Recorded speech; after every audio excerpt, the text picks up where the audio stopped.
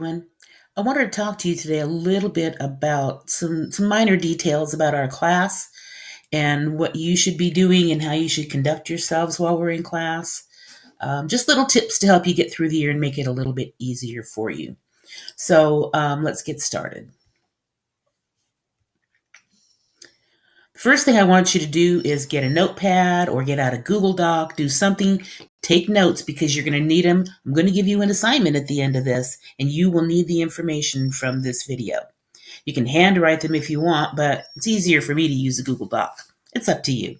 And yes, this is a grade. The first thing I want to talk to you about is email. I've received emails from countless students and countless parents, and I have encountered a very common concern, and that is that many of you email me, and probably your other teachers too, and start it out with, "Hey." That's not appropriate when you're addressing an adult and certainly not a teacher. There are ways to address people properly, and the salutations when you're writing a letter or an email include things like "Dear whoever" or "Hello," "Hi," "Good morning," "How are you?" But save "Hey" for your friends because it is not a proper way to address an adult.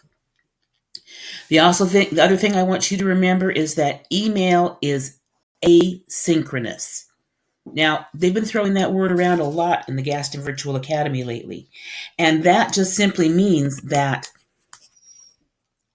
we're not getting that in real time. If you send an email to someone, whenever they get to their email and open it, that's when they see it. They don't see it right away. It's not like when we're doing the face-to-face classroom. So I need you guys to remember that. And if I don't answer you right away or another teacher doesn't answer you right away, remember we have 24 hours to get back to you. And if you email us during the day and you expect an answer right away, we've been trying to do that this first couple of weeks, but we can't keep that up because we're in class. We're working. We can't drop everything to answer your email or your parents. And you should let your parents know that too, that sometimes it may take us a day to get back to them. And I don't want them to get frustrated, and I don't want you to get frustrated. But remember, it's asynchronous, and we will get to it as soon as we possibly can because we want to answer your questions. We want to help you. We want to answer your parents' questions. We just need the time to do it. The next thing I want to talk about is the virtual classroom. Some of you may be here because you want to be here. Some of you may be here because your parents want you to be here. But the fact is you're here.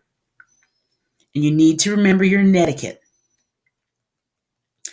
And your netiquette is simply the way you conduct yourself online. When you are in a virtual classroom, even if the class has not begun yet, you need to remember that you need to conduct yourself appropriately with dignity and self-respect, as well as respect for others. I have come into rooms and heard some conversations that I should not have been hearing. And I've addressed it with the students. I will address it with any of you if I hear it. It's important that you realize that when you're in school, there's a way to talk. Now, the way you speak with your friends is completely different than the way you would address people in a classroom. The way I talk at home is completely different than the way I speak with you. We have to separate those things. It's really important. Are you still taking notes? Don't forget to write things down. The next thing I want to talk about is when to come to class. Sometimes I have students in there before 8 o'clock. Sometimes I have students come into the wrong classes. It's important that you know you should not enter your class until about 5 minutes before it's supposed to start.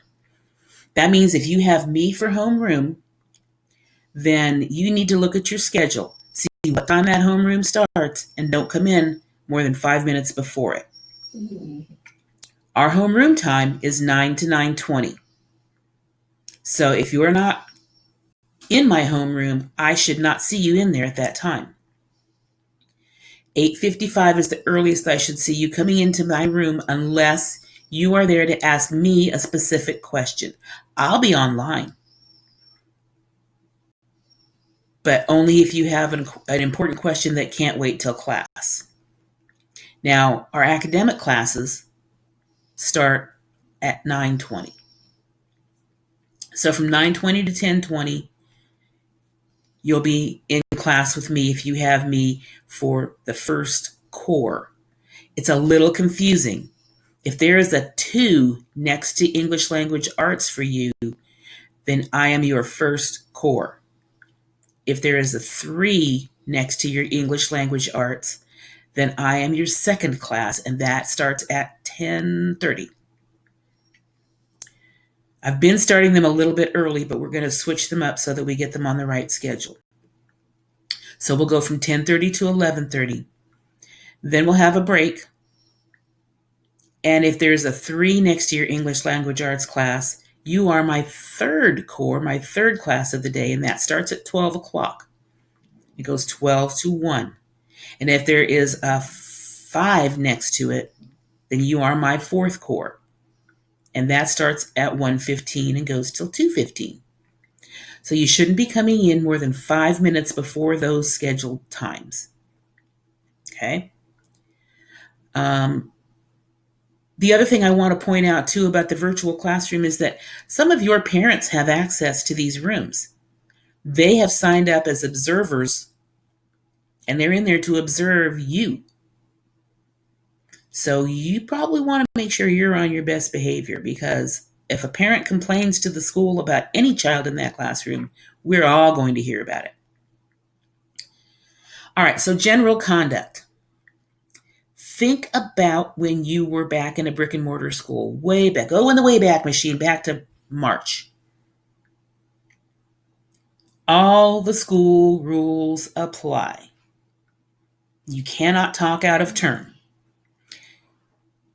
You cannot interrupt the teacher. You need to be respectful of yourself and others. This should be a safe place, and that means you should be able to express an opinion, make a point, make an argument. And making an argument does not mean starting a fight. Making an argument means picking a side and defending it.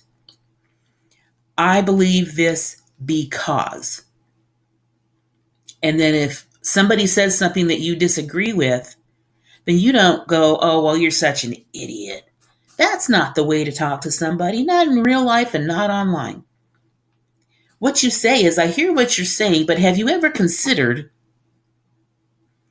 Or you can say, well, I understand why you might feel that way, but think about this.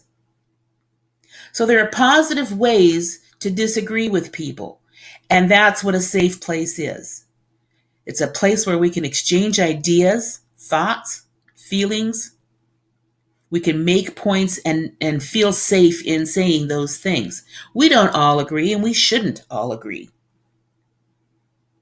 We need to be able to discuss. We need to be able to bring up different points of view. We need to be able to share those ideas. So in order to do that, you need to be respectful. You need to be polite. And you need to not interrupt anybody. Okay? Another thing I want to talk about as far as general conduct is popping in and out of the room. Sometimes you lose your internet connection and you have to come back in.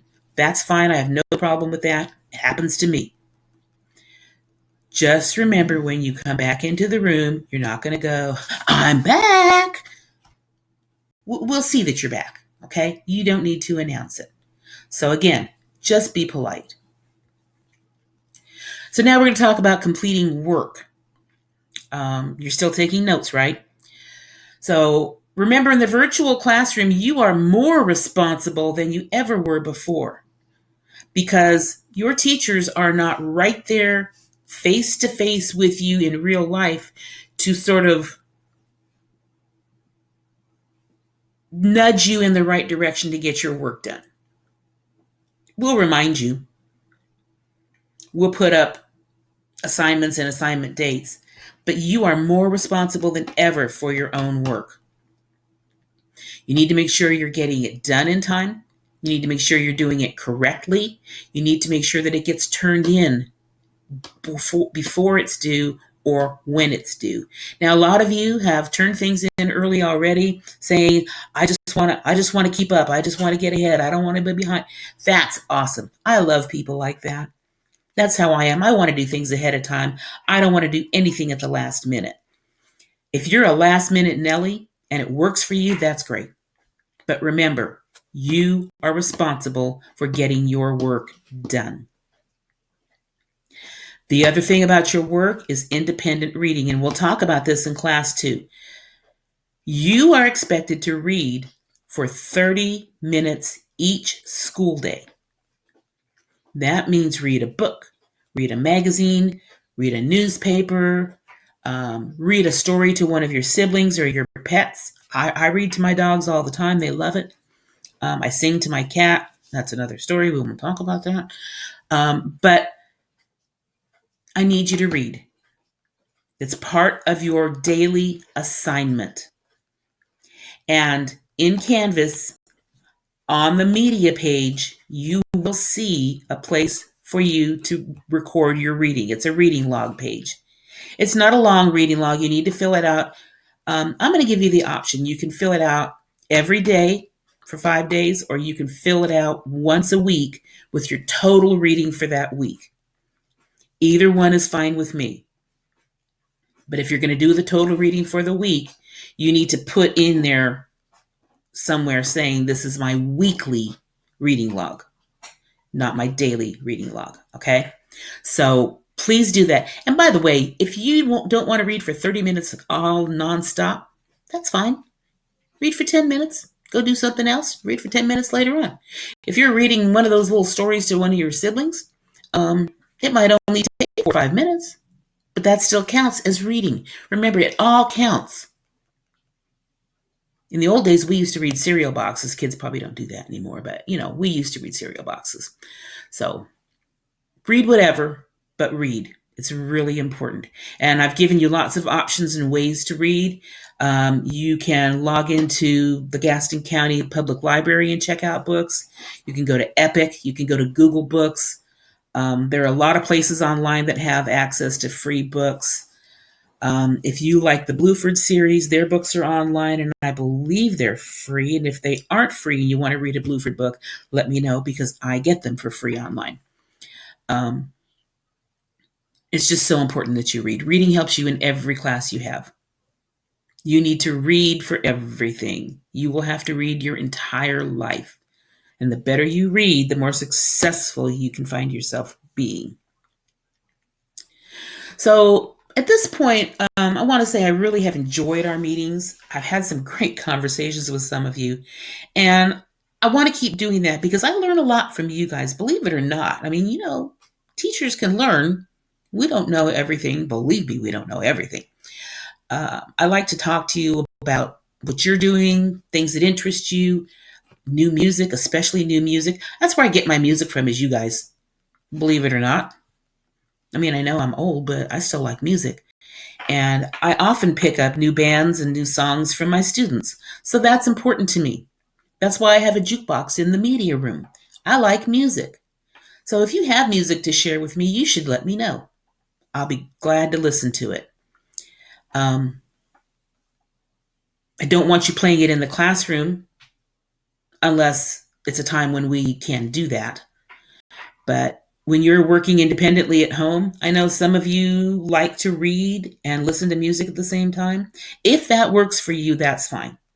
In class, we can't do that. But at home, if that works for you, that's great. So you might want to share some of the tricks and things that work for you too in class, and maybe somebody else can go, oh, well, I might try that. So we need to share. We need to get along, and I hope we have a great year. I'm pretty excited about it, actually. It's different from anything we've done before, and I think we're going to have a great time. So, how many of you have recorded these talking points? Because you're going to need them, and here's why. In Canvas, you're going to upload a Google slide presentation using these talking points and illustrating them. That means I want pictures. I want you to go to Google Images, or if you have pictures you want to use, I want you to make a creative slideshow that shows me that you understand all of these talking points that I've made today. Don't share it with me. Upload it into Google Classroom. The assignment will be in there tonight. So this is a graded assignment. I'm going to make it due. Let's make it due on next Monday. So today would be, what is the date today? 27th, 28th, 29th, 30th, August 31st. So August 31st is when this assignment will be due. If you have any questions, feel free to ask me. I'm happy to help. I really do enjoy working one-on-one with you guys. It's a lot of fun. But if you do have any questions, just get back to me, okay? All right, I'll see you guys in class.